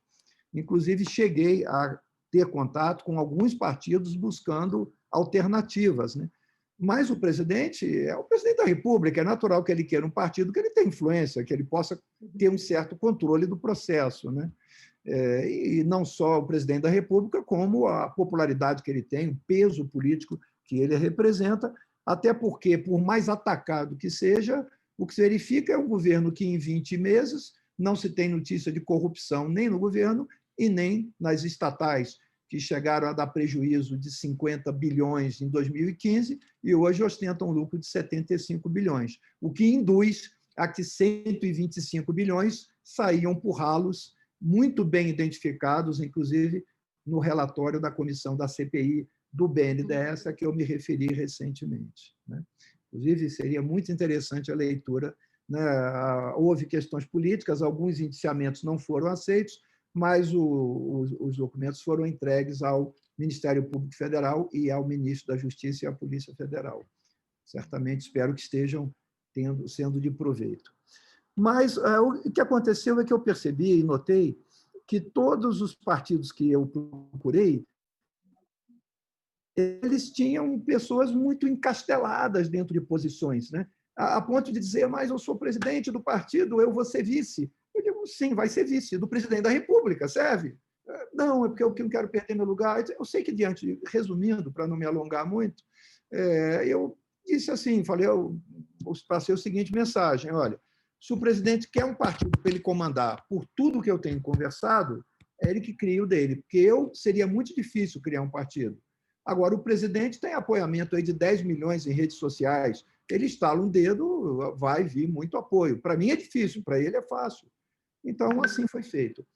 Isso foi numa terça, quarta-feira, até que no dia que ele fez aquela viagem ao Japão, para o aniversário do imperador, que depois teve no Oriente Médio, na China, no sábado de manhã, o doutor Admar Gonzaga me disse o seguinte, olha, o presidente meditou muito sobre a sua proposta e ele está de acordo, e nós vamos criar um partido. Mas em nenhum momento, até por obviedade cristalina, se cogitou que esse partido estaria pronto para a eleição de 2020. Isso era, inclusive, há algumas declarações minhas, inclusive na Folha de São Paulo, numa entrevista até um pouco longa, de uma página inteira, e em outras, que eu disse o seguinte, nós não estamos preparando um partido para as próximas eleições, e sim para as próximas gerações. Esse partido não é apenas o partido do presidente Bolsonaro, é um partido em torno de ideias e ideais, de propósitos de valorização dos preceitos cristãos, da defesa da família e de patriotas que queiram trabalhar por esse país. Essa é a ideia do partido, esse é o conceito do partido. Isso, sim, deve ser algo perene, porque a senhora sabe muito bem que partidos que gravitaram exclusivamente em torno de uma personalidade forte no devido momento, a exemplo do PRN, depois praticamente desapareceram, ou feneceram, ou tiveram pouca possibilidade. Eles eram personalistas. O que se pretende é criar um partido em torno de ideias, em torno de princípios. E, desde o começo, isso foi colocado e sempre foi falado. Eu não sei de onde possa ter, quais as suas fontes, de que houve essa menção a que o partido estaria pronto para 2020, mas isso era matemática e cronologicamente impossível, né? Até porque não basta a busca de apoiamentos, é preciso depois toda a validação junto ao TSE, isso demanda um tempo razoável, né? Então, nós estamos trabalhando para as eleições de 2022, isso sim, e acredito que até o final de 2020 o partido terá todos os apoiamentos necessários. Para isso, nós estamos adotando uma série de estratégias. O presidente nos incumbiu de cuidar da organização e da logística de todo esse processo, e nós estamos, a partir de agosto, porque nós tivemos um longo período de pandemia, agora em agosto retomamos e realmente é aquela locomotiva que estava parada, começou a andar e, por mais uns 20, 30 dias, ela vai estar em velocidade de cruzeiro. Mas com esse objetivo, deputada. Doutor, aqui em São Paulo, pelo menos, a doutora Karina Cufa, que era vista como porta-voz do presidente, eu não sei se continua sendo, ela assegurou para os potenciais candidatos. Primeiro, eu queria deixar claro para o senhor, doutor, que eu não sou uma pessoa com cabeça partidária. Tá? Eu até defendo candidaturas avulsas, eu até encontro alguma dificuldade dentro do PSL, que eu agradeço a acolhida do PSL, mas eu não sei ser diferente do que eu sou. Eu defendo candidaturas avulsas, às vezes eles se magoam. Mas, assim, a doutora Karina assegurou para muitas pessoas que tinham se filiado no PSL e pretendiam sair candidatos a prefeito, prefeita, vereador, vereadora, que essas pessoas seriam acolhidas e sairiam pela aliança. E o grupo do deputado Eduardo Bolsonaro, né, eu não tenho como usar outro verbo, passou a perseguir aquelas pessoas que foram apoiadores fiéis do presidente, mas que até por uma segurança jurídica queriam ficar no PSL para terem a certeza de que teriam condições de se candidatarem. Então, pode ser que em Brasília, né, a situação tenha sido outra, né, nas conversas entre o senhor, o presidente, e, eventualmente, esse grupo que procurou o senhor, mas aqui em São Paulo houve algo muito agressivo, as pessoas foram iludidas, né? As pessoas foram iludidas e perseguidas, de forma que houve um momento que eu cheguei a questionar se o filho do presidente era realmente um apoiador do presidente. Eu pergunto ao senhor, quem procurou o senhor levantando a ideia do Aliança foi o deputado Eduardo Bolsonaro? Para concluir, não, essa ideia... E doutor Belmonte, por gentileza. Posso falar? Por favor. Sim, por favor, doutor. Essa ideia de criação do partido, quem falou, o presidente, fui eu. Na verdade, eu não falei o presidente, eu falei o Admar, o doutor Admar Gonzaga, que levou o relatório da minha conversa com os partidos com quem eu tinha conversado, e disse que não havia espaço, porque cada um queria se manter na sua posição. E que, se ele quisesse criar algo, que começasse algo novo pela força que o presidente tinha. Agora, eu desconheço eu até posso admitir que algumas pessoas entusiasmadas com a proposta possam ter tido esse afã de tentar realizar, vamos conversar. Isso eu não posso tirar a crença de cada um e a vontade de cada pessoa, né? Eu não faço críticas, né? Até porque a doutora Karina é uma pessoa que acompanhou muito de perto e com empenho muito grande para que defendesse essas atividades do presidente, entende? Então, se ela realmente tinha esse propósito e colocava, é uma liberdade, é um direito dela, né? De procurar trabalhar com mais afinco, mas, sob o ponto de vista estrutural, eu nunca tive essa impressão. Se fosse preciso, até haveria meios, você precisa contratar um exército de pessoas, assim como o Amoedo fez com o Novo, ele contratou uma empresa, botou na rua e me entrega o partido pronto. Né? Mas isso demandaria uma gigantesca movimentação pelo país inteiro, num tempo recorde, que eu acho que a Justiça Eleitoral não teria tempo de processar. Mas, se fosse esse o pedido, nós correríamos com muito afinco. Mas, se a senhora quiser verificar pronunciamentos meus antigos, nós sempre falamos isso. Não estamos preparando um partido para a próxima eleição, e sim para as próximas gerações. E quero dizer também que essa posição minha mais diretamente ativa dentro do processo, ela ficou um pouco adormecida por um tempo, até porque houve algumas discordâncias. Eu achava que não precisava a firma reconhecida, né? Mas entendi também o fundamento, que era para evitar a discussão de autenticidade, mas isso impediria que muita gente que quer apoiasse, porque o pessoal dos quartéis não vai dar tempo de ir ao cartório, o pessoal que passa numa rodoviária não dá, e a lei não o exige. Né? E houve algumas divergências, queriam centralizar em São Paulo para de lá fazer a distribuição. Eu achava que era difícil, porque teria que levar os cartórios, ia e voltava. Então, eu fiquei um pouco mais reservado, até que agora, mais recentemente, eu fui chamado para estar mais ativo. Houve período da pandemia também, onde teve tempo para que as coisas decantassem, né, e se examinassem. E agora, a pedido do presidente, nós estamos retomando, agora já com a determinação de fazer isso na velocidade necessária, né, para que haja uma opção de uma agremiação partidária. Nós sabemos que temos muitos partidos e que isso, inclusive, não é tão conveniente para uma estrutura de um funcionamento de uma república, de uma estrutura. Mas não existe tantas ideologias assim que justifiquem tantos posicionamentos. Mas o alinhamento, a raia por onde anda a Aliança pelo Brasil, é uma raia certamente um tanto diferenciada e distinta de demais segmentos, porque é um partido que nasce com um viés de conservadorismo. Como eu disse, eu acho muito impreciso esses termos direita e esquerda, né? São conservadorismo que conserva determinados valores que entende caros, né? E é isso que nós estamos realizando. Deputada Janaína e doutor Belmonte. Eu agradeço, doutor Belmonte, e o presidente também. Ok. Eu vou, antes de concluir, só o deputado Paulo Fiorilo. 30 segundos. Uma pergunta curta. 30 segundos. Doutor Belmonte, como eu só tenho 30 segundos, eu vou perguntar, o senhor me responde. O senhor falou que contribui com o Telmo Menezes. Desculpa. D-E-D. D de dado. Delmo. Delmo Menezes. Ele é de Brasília? Brasília. E ele tem um blog? Tem. Tá, que o senhor falou que é sobre saúde. Não, ele é da área de saúde, mas ele faz defesas políticas, mas só pode ver que é uma pessoa que não tem coloração partidária. Ele Perfeito.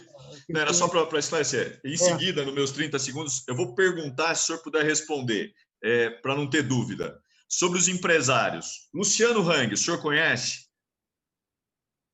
Não, só de revista e de contatos. Tive uma vez com ele no lançamento do partido, só o cumprimentei. Edgar Corona. Não sei quem é. Sérgio Lima. Sérgio Lima é publicitário que cuida da parte de divulgação do Partido Aliança pelo Brasil, eu conheço. Ele recebe do Aliança? Não, do Aliança, que eu saiba, não. Não, mas o senhor deve saber, o senhor que está fazendo o partido. Ele tem contrato com a Aliança? Não, que eu saiba, não. Eu, pelo menos, nunca vi. Ele presta serviço voluntário. Marcos Belizia. Não sei quem é. Por fim, o senhor conhece o Instituto Conservador?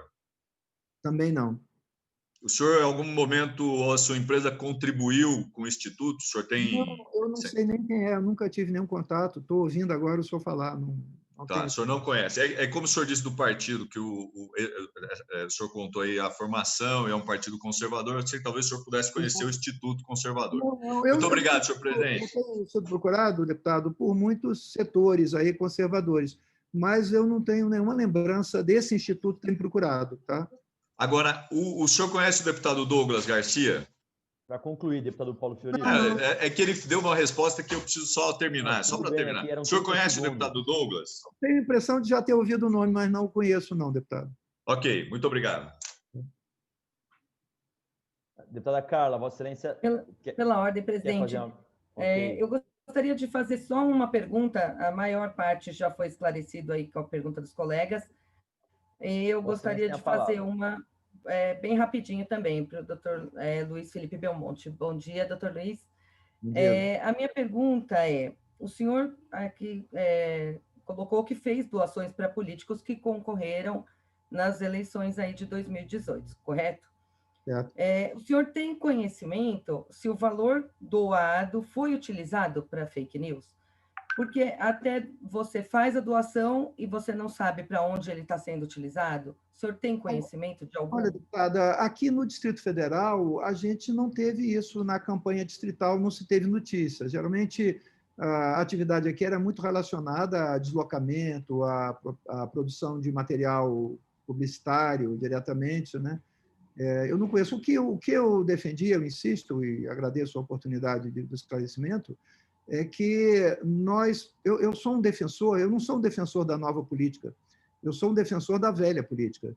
Só que daquela velha muito velha, aquela era da Grécia Antiga, onde os cidadãos de bem se dispunham a prestar um serviço à sociedade por um tempo, né?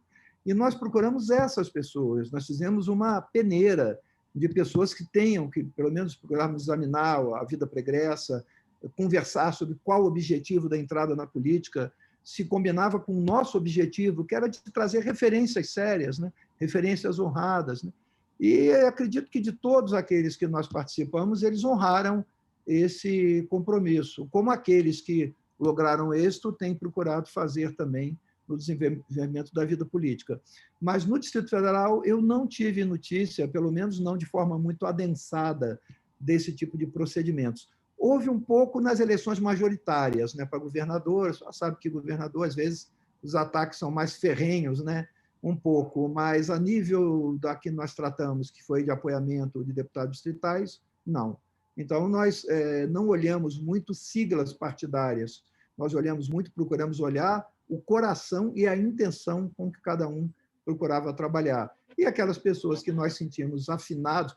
Bom, eu não preciso dizer que, quando se soube que tinha alguém disposto a contribuir, a fila de pretendentes era muito grande, né?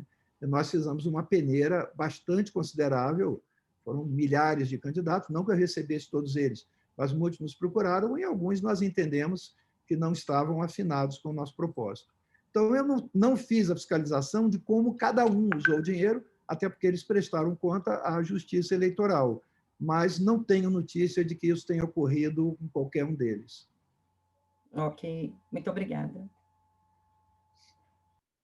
Eu estou vendo que o deputado Edmir pediu aqui para se inscrever também. Deputado Edmir, Vossa Excelência tem a palavra pelo tempo regimental.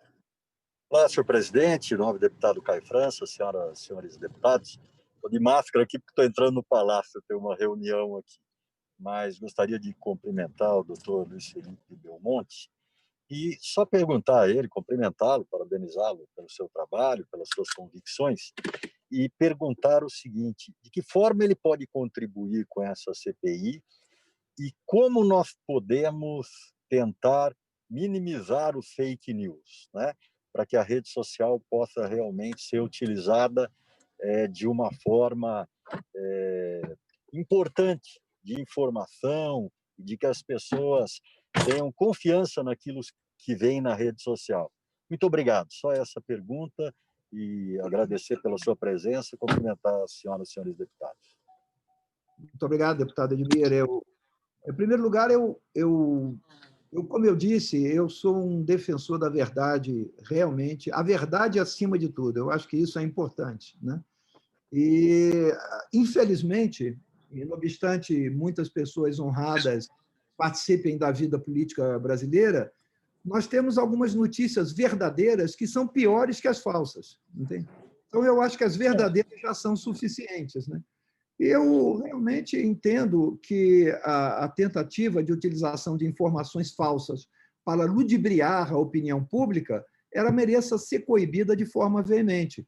E isso ocorre com o endurecimento da legislação e a boa prática do judiciário e das instituições brasileiras na defesa desses princípios. Então, eu concordo, como eu disse, eu defendo a verdade.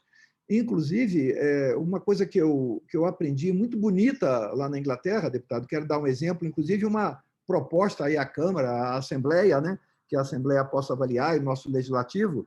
Eu fui assistir um julgamento, a deputada Janaína, que é muito afeta ao tema, né, nós assistimos um julgamento lá no Reino Unido, né, e a pessoa era uma pena branda, era uma questão de infração penal de trânsito, porque o trânsito lá tem questões penais que vão à corte.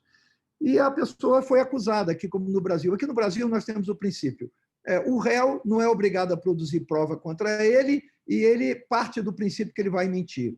Na Inglaterra não existe isso. Ele pode falar para o delegado, ficar em silêncio.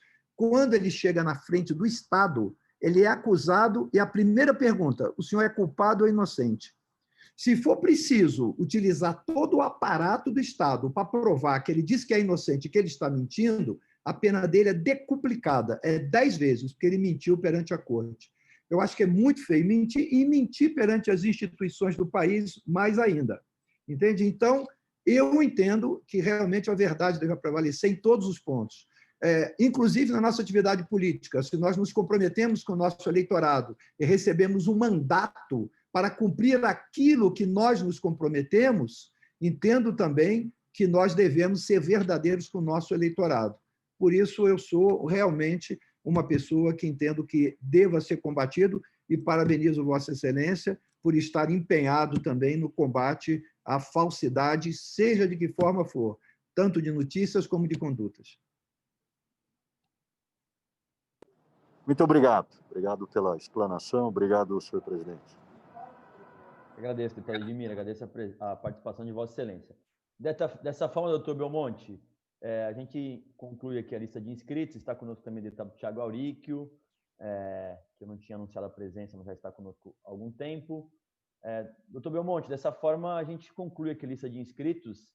Eu pergunto se Vossa Excelência tem interesse em poder se manifestar mais sobre alguma coisa, uma conclusão a respeito de algum tema, para a gente poder dar sequência aqui a esta CPI. Se for o caso ainda de convidá-lo novamente, nós assim o faremos, assim como já temos feito com outros que já estiveram aqui sendo ouvidos.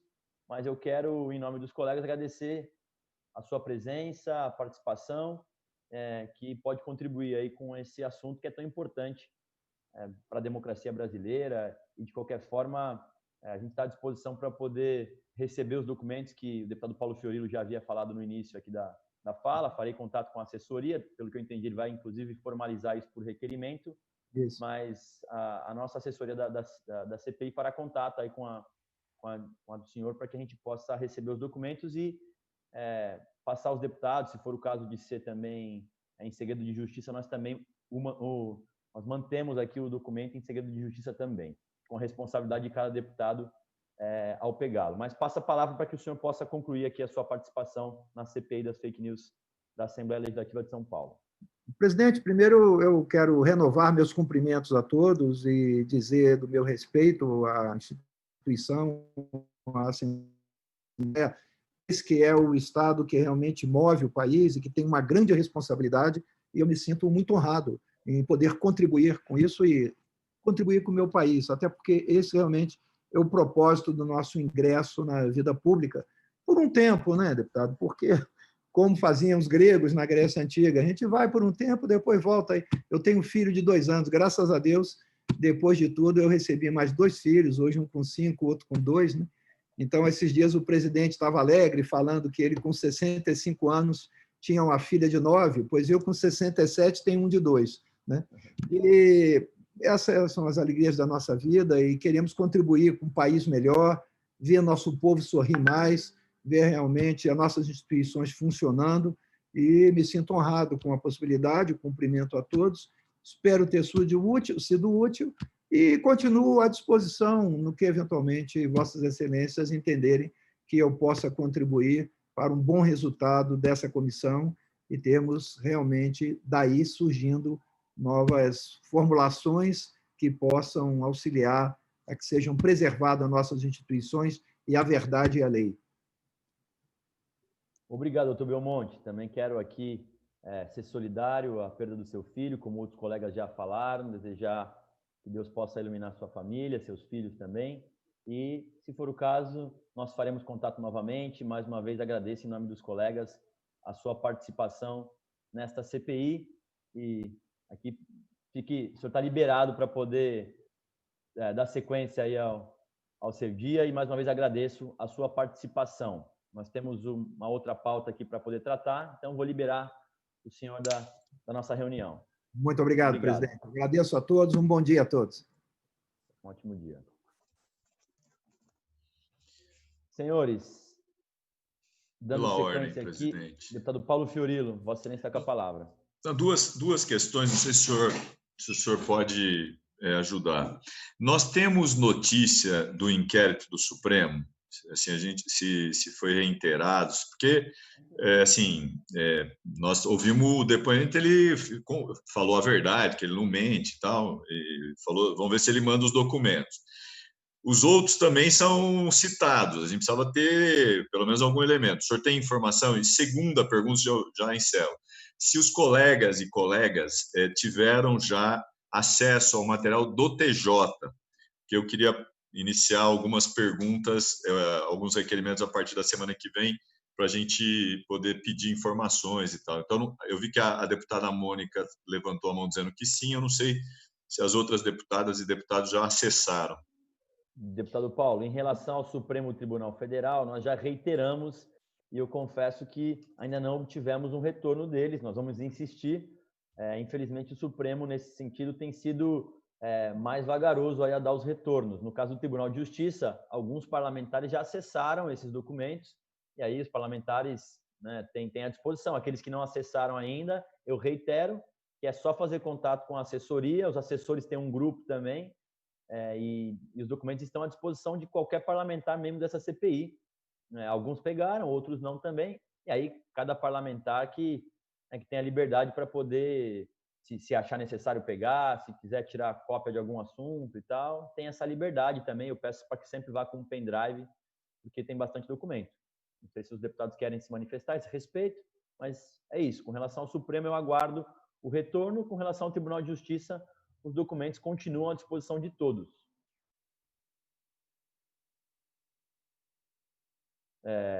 Nesse sentido, então, eu vou dar sequência à nossa pauta.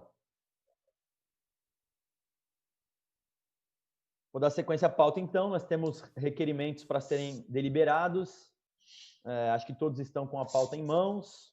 O item 1 da nossa CPI.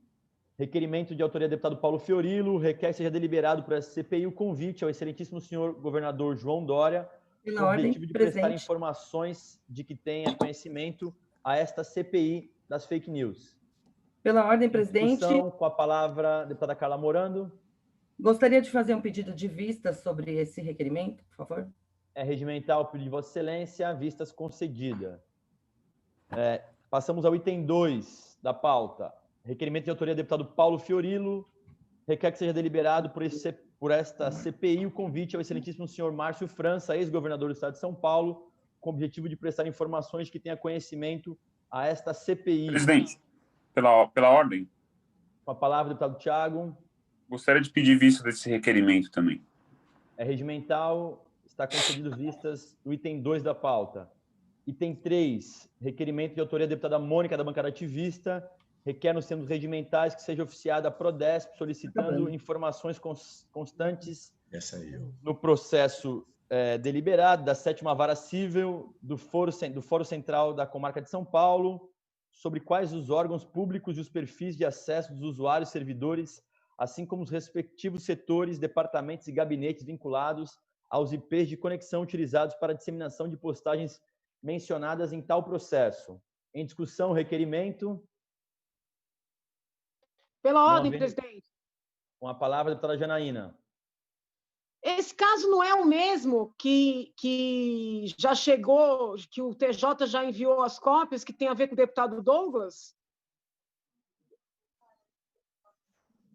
Com a palavra, a deputada Mônica. Não estamos conseguindo te ouvir, deputada Mônica. Ainda o som não está habilitado. Ainda não. Acho que você tem que logar... E se você tirar o fone? Outro celular, deputada Mônica. Ainda não.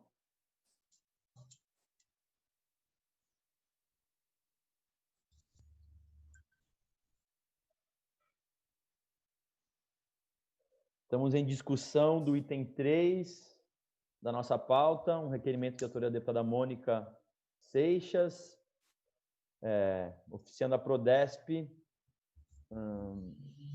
os IPs dos servidores e usuários que foram acusados aqui de disseminação de postagens mencionadas ao processo, que está aqui mencionado, processo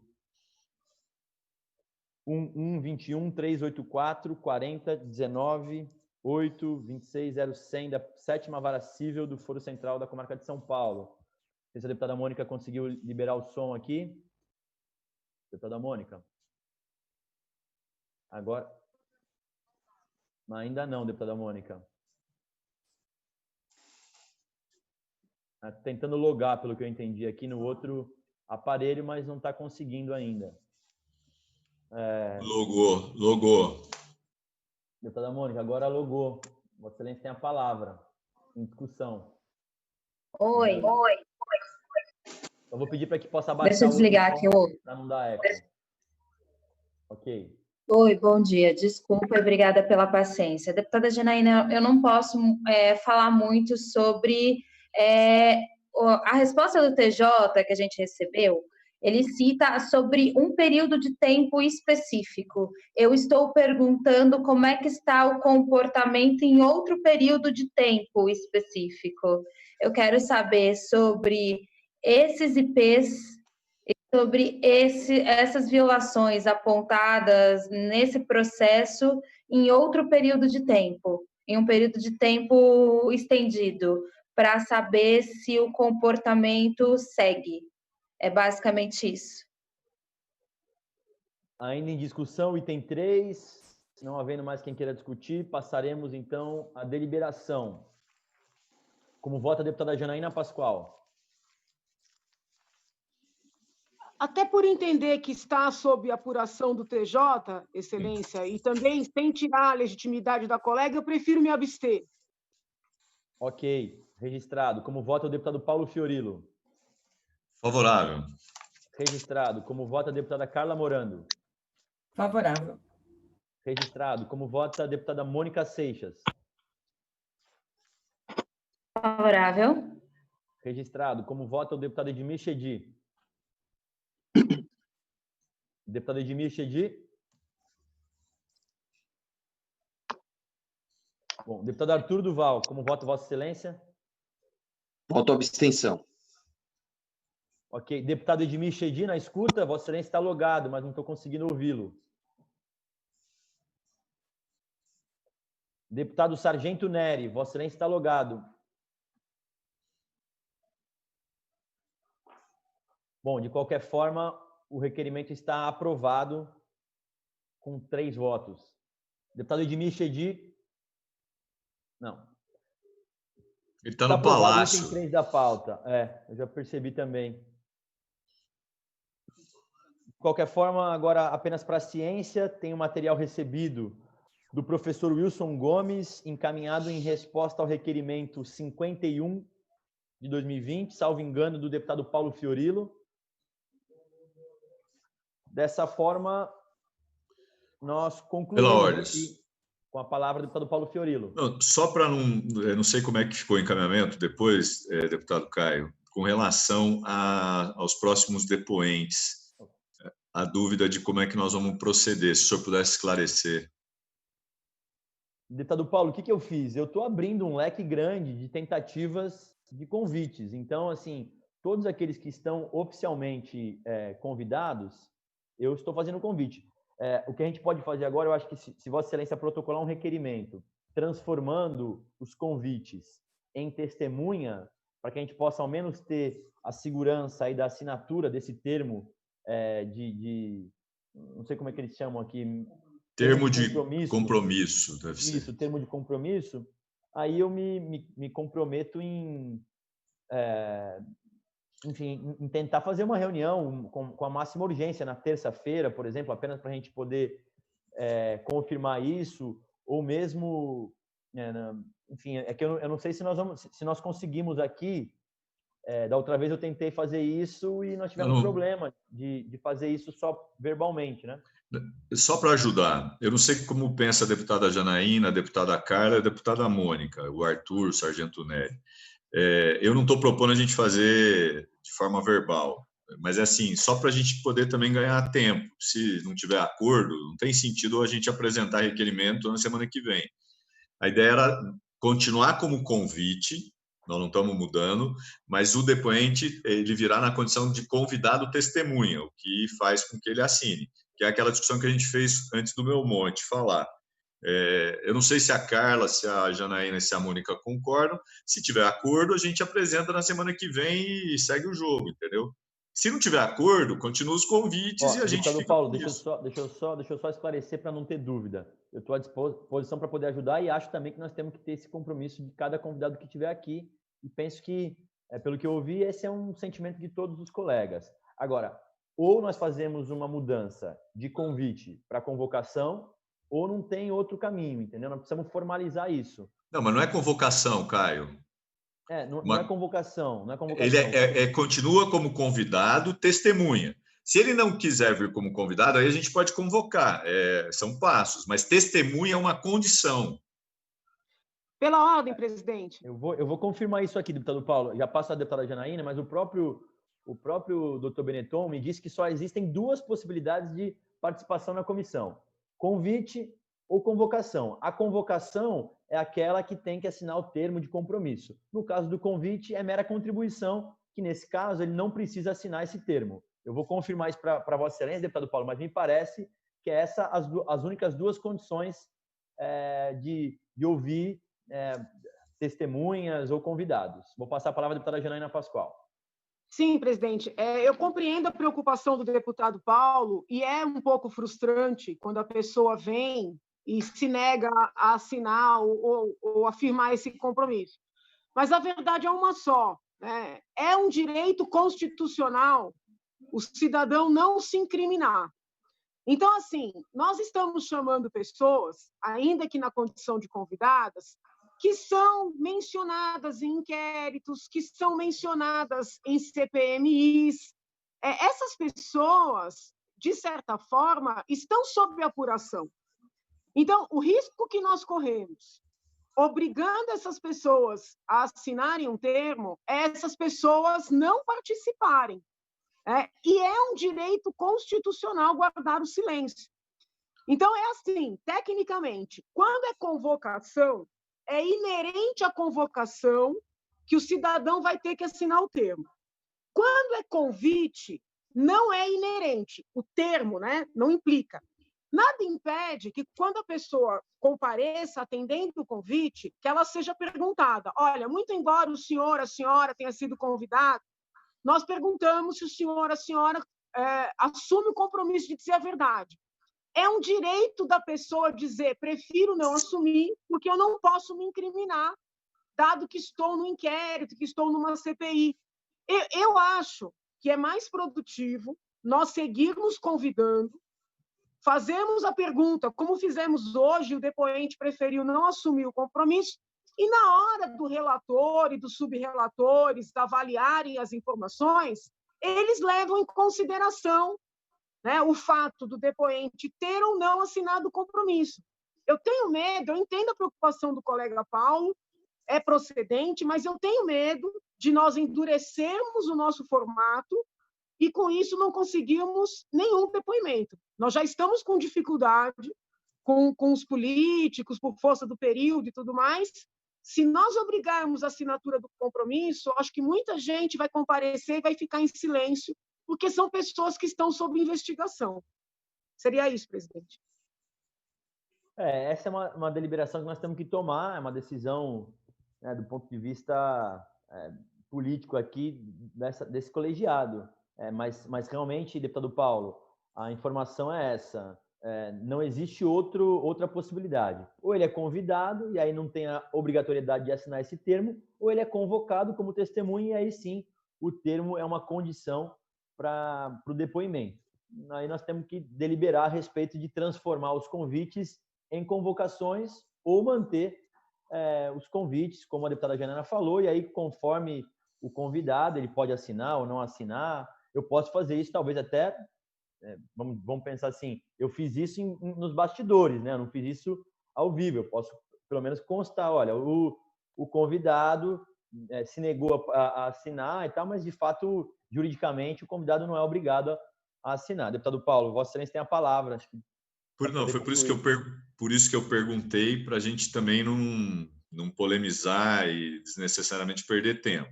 A minha preocupação está clara, é a possibilidade de você ter uma pessoa aqui ajudando com a verdade. Óbvio que se a gente mudar para convocação, também tem a coisa da condução coercitiva, que é o segundo passo. Mas a deputada, como advogada, sabe, o cara pode vir como testemunha, assinar e não falar nada. E reserva o direito de não falar. Isso serve para o convidado como para o convocado. O risco que corre um, corre o outro. Nós não estamos...